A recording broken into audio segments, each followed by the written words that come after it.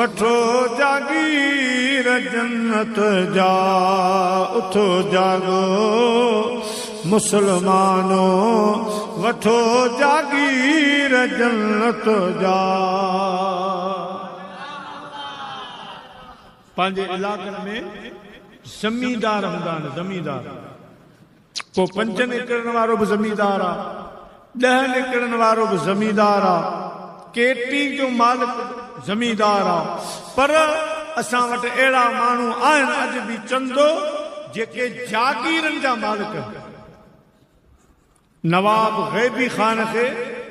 9,09,999 जिरेब बनी आहे जागीर यानी आशिक जो फरमाए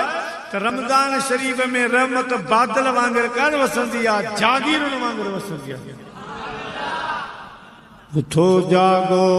मुसलमानो वठो जागीर जन्नत जा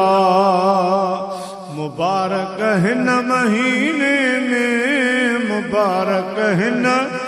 महीने में वसन बादल बरकत जा उठो जागो मुसलमानो वठो जागीर जन्नत जा उठो जागो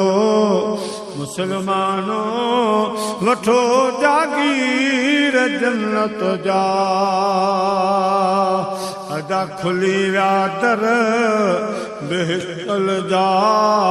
थिया दर बंद दोज़ख जा खुली विया दर बेहतन जा थिया दर बंद दोज़ख जा ॾिसो खणो पल पल मलाइक प्या खणो पल पल मलाइक प्या अचन अंबार रहमत जा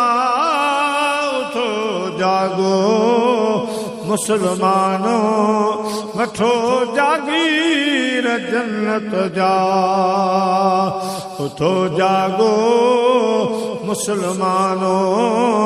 वठो जागीर जन्नत जा जागीरनि जे हिसाब सां अल्लाह पाक हिन महीने में रहमत वराए रहियो आहे रहमतुनि जे जागीरनि जो ख़ुदा पाक उनखे मालिक बनाईंदो आहे जेको रमज़ान खे सुञाणंदो आहे जेको रमज़ान शरीफ़ जी इज़त कंदो आहे रमज़ान शरीफ़ जो क़दुरु कंदो आहे रमज़ान शरीफ़ में जाॻंदो आहे अल्लाह जी इबादत कंदो आहे